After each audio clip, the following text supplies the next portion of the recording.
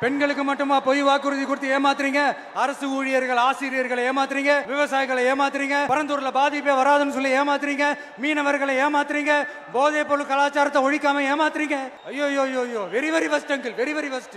எப்படி கேட்டாலும் இவங்க கிட்ட இருந்து எந்த பதிலும் வர போறதில்லை. ஏன்னா இருந்தா தானே. இப்ப ஆட்சியில இருக்கிற நம்மளுடைய அங்கிள் பதில் சொல்றது இருக்கட்டும். மக்களை நீங்க சொல்லுங்க, நீங்க உண்மையை சொல்லுங்க. செய்வோம் செய்வோம் செய்வோம் செய்வோம்னு சொன்னாங்களே, சொன்னதெல்லாம் செஞ்சாங்களா? உங்களை தான் கேக்குறேன், சொன்னதெல்லாம் செஞ்சாங்களா? சத்தமா சத்தமா மை டியர் அங்கிள், கேக்குதா? மக்களோட சத்தம் கேக்குதா? இது வெறும் சாதாரணமான முழக்கம் தான். கூடிய சீக்கிரம் மக்களை போய் சந்திக்க போறேன், அவங்களோட மனசு விட்டு பேச போறேன். அதுக்கப்புறம் இந்த சாதாரணமான முழக்கம் இடி முழக்கமா மாறும். அத்தோட நிக்காது.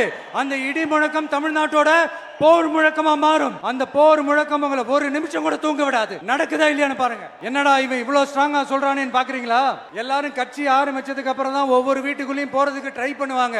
ஆனா நாங்க அப்படி இல்ல. ஒவ்வொரு வீட்டுக்குள்ளேயும் போனதுக்கு அப்புறம் தான் கட்சியாவே ஆரம்பிச்சிருக்கிறோம்.